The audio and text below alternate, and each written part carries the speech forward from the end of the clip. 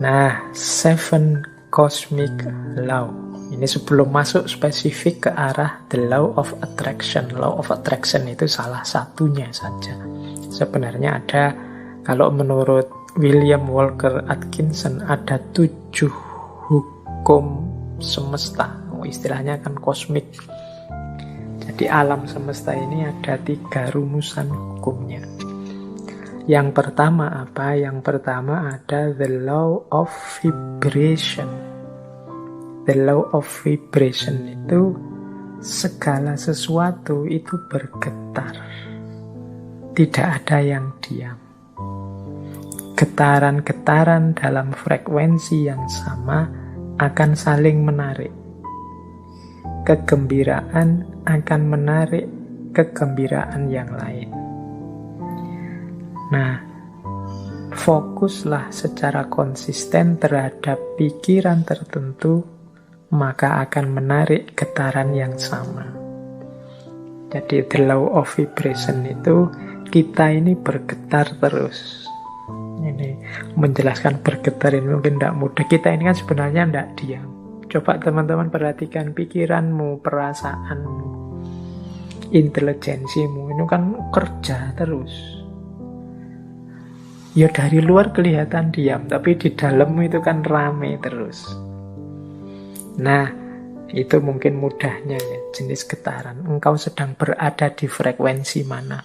Mungkin engkau sedang marah-marah, mungkin engkau sedang senang, mungkin engkau sedang gelisah, mungkin hari ini engkau sedang bingung karena vaksin, mungkin hari ini engkau sedang gelisah karena sekelilingmu sedang pembatasan ketat karena pandemi. Mungkin ini kan sebenarnya dirimu itu sedang bergetar.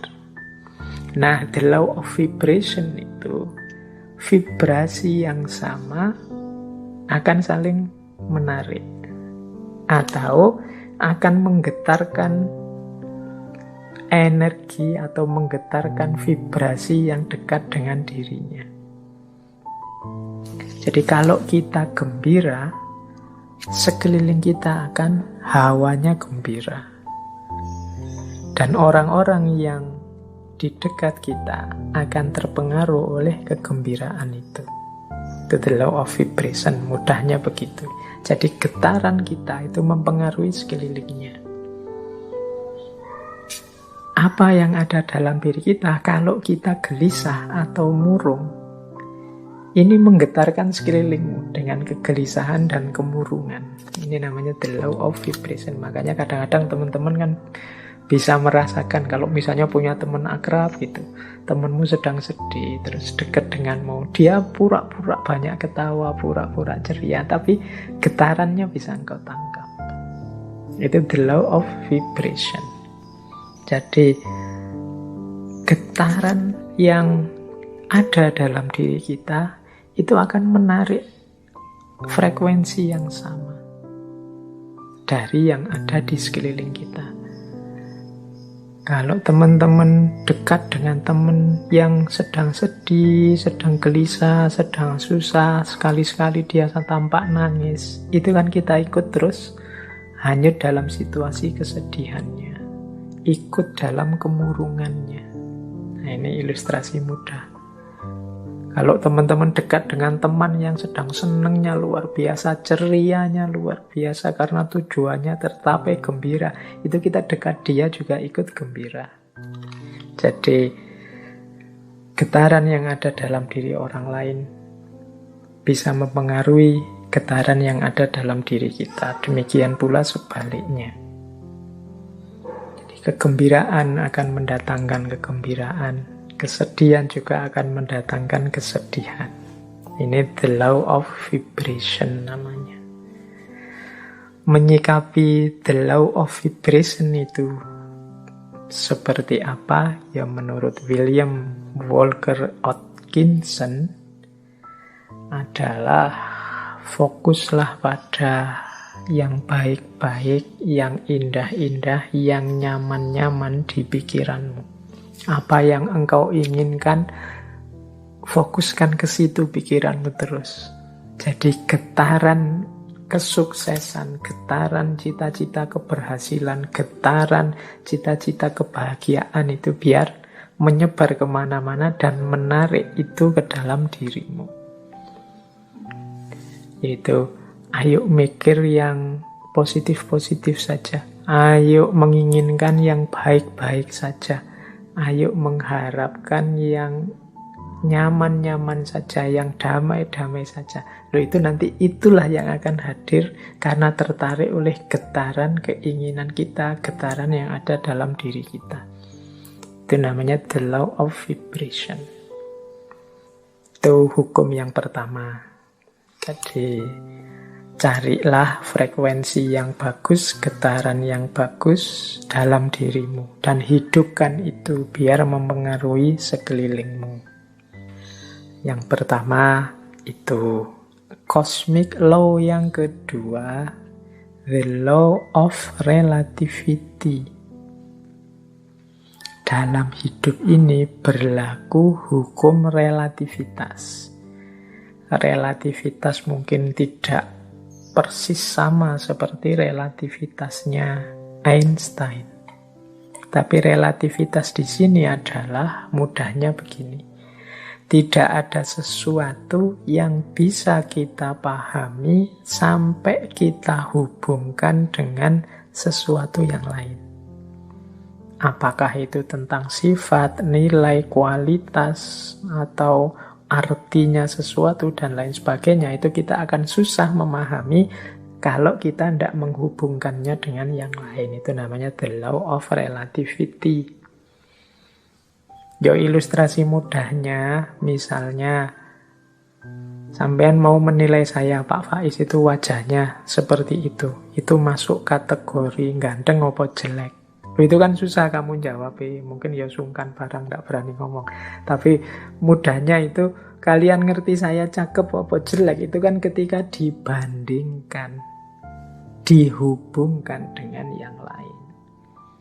Mungkin dengan wajahnya orang lain. Kalau dihubungkan dengan yang lebih cakep, ya saya ndak ada apa-apanya. Tapi kalau kamu cari yang lebih drop, jauh lebih jelek, mungkin saya ya masuk kategori ganteng. Itu the law of relativity. Indonesia ini negara yang nyaman, maju, atau negara yang terbelakang, mundur? Itu jawabmu mesti susah, karena parameter bisa macam-macam orang bikin. Mudahnya apa? Relatif. Relatekan dengan sesuatu yang lain. Jadi jawabannya mestinya, yo kalau dihubungkan dengan negara ini kita masih terbelakang. Tapi kalau kita sambungkan dengan negara ini ya masih lumayan. Kita masih tergolong lebih maju. Itu namanya the law of relativity. Jadi ini hukum alam yang kedua. Nah, maksudnya apa William Walker ini menunjukkan the law of relativity? Ya, hendaknya kita ini selalu menghubungkan situasi yang kita alami dengan yang lebih buruk atau lebih kurang atau di bawah kita. Tujuannya apa? Biar kita bersyukur.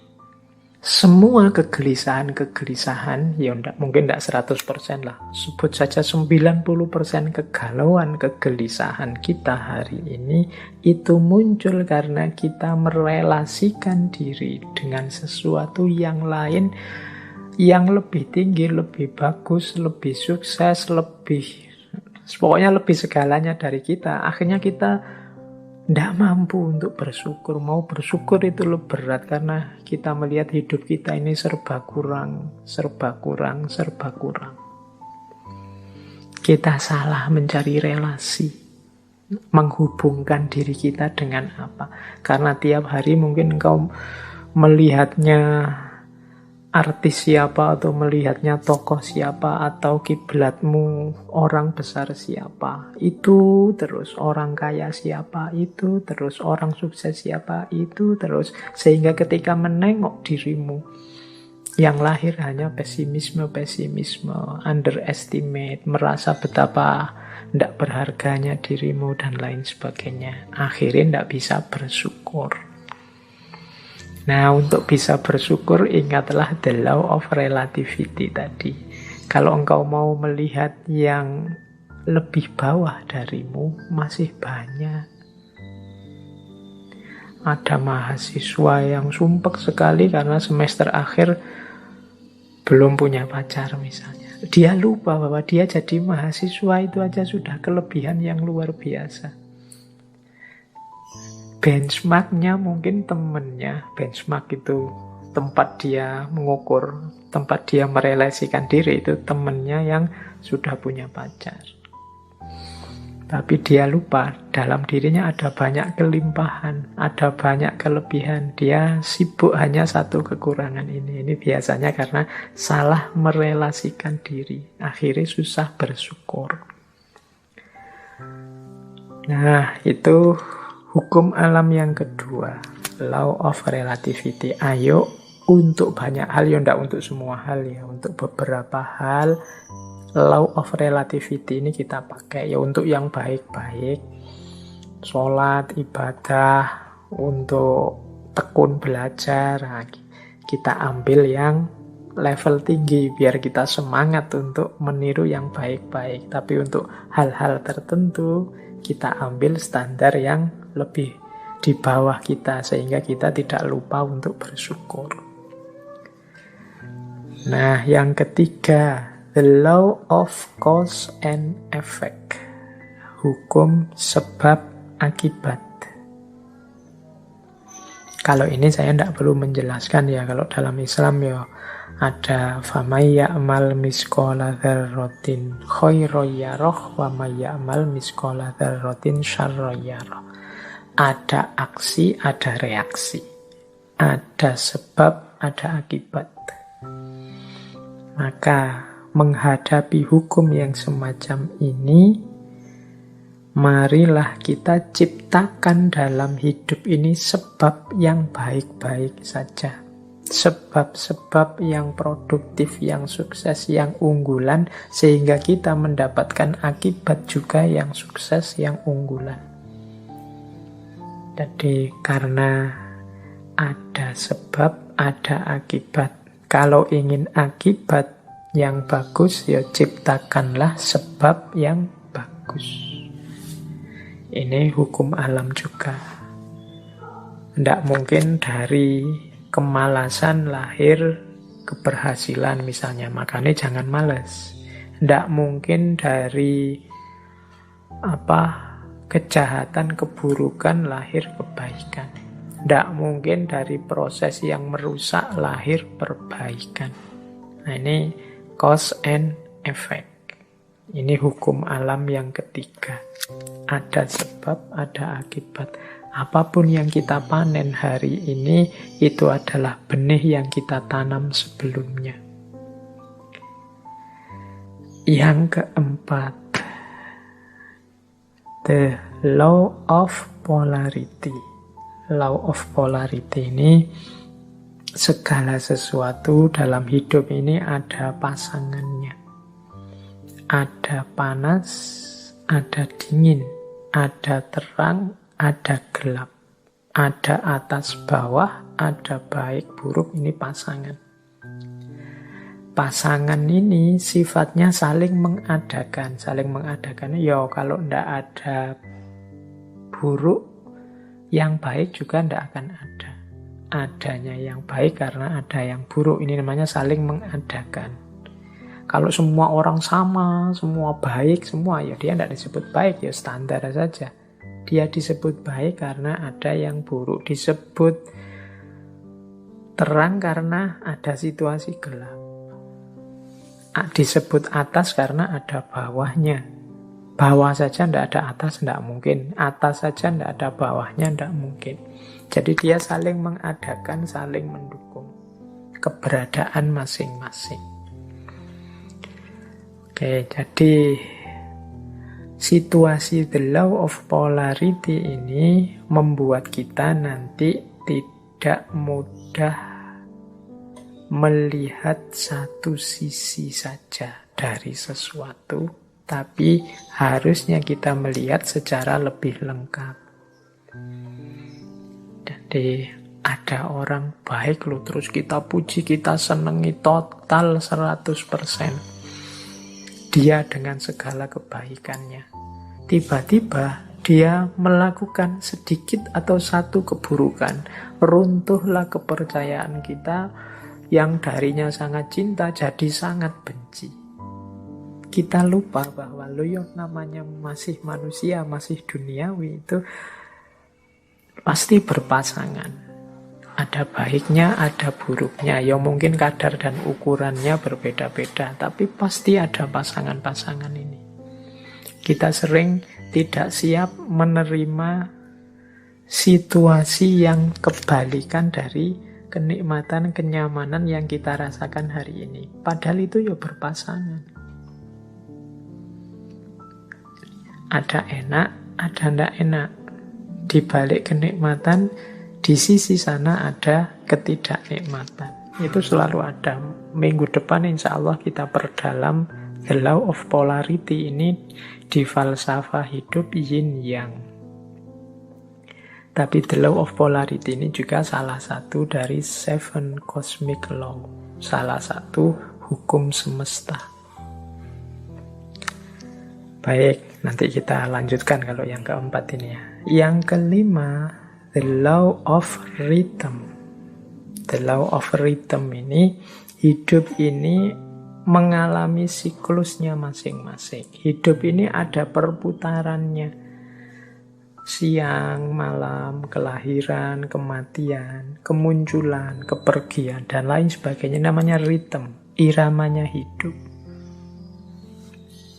Nah, segalanya ada awalnya, ada akhirnya. Ini the law of rhythm.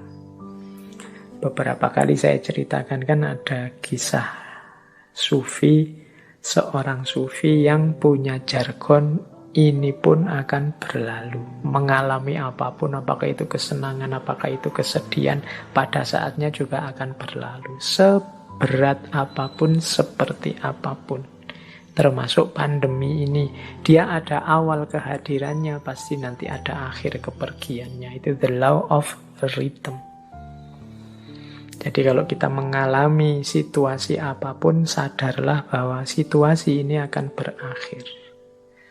Yang sedang sedih, ingatlah kesedihanmu pada saatnya akan berganti kegembiraan. Yang sedang gembira, wong namanya kita hidup, pada saatnya juga akan ada masalah dan kegembiraan akan bertemu dengan kesedihan. Itu namanya the law of rhythm. Hidup ini ada siklusnya. Yang sedang di bawah jangan putus asa, yang sedang di atas jangan jumawa.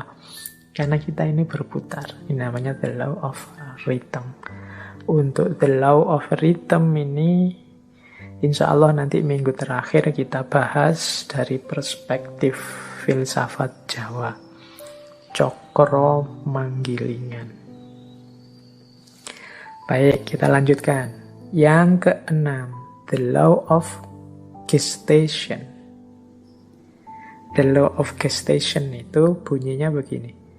Segala sesuatu perlu waktu untuk terjadi. Tidak ada yang ujuk-ujuk sempurna. Tidak ada yang ujuk-ujuk utuh. Segala sesuatu dalam hidup ini butuh proses. Perlu waktu.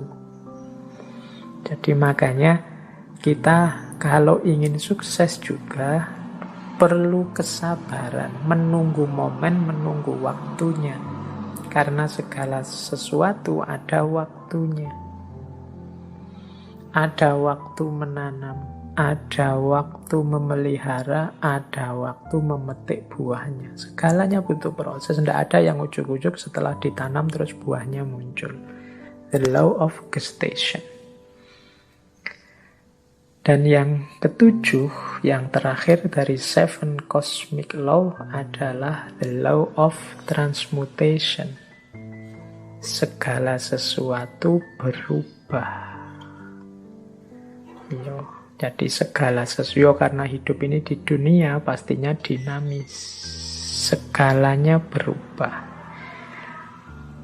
Ini banyak kalau kita belajar filsafatnya dulu. Filsafat Yunani yang terkenal Heraklitus itu ya segalanya berubah, kecuali perubahan itu sendiri. Yang tidak berubah hanya perubahan.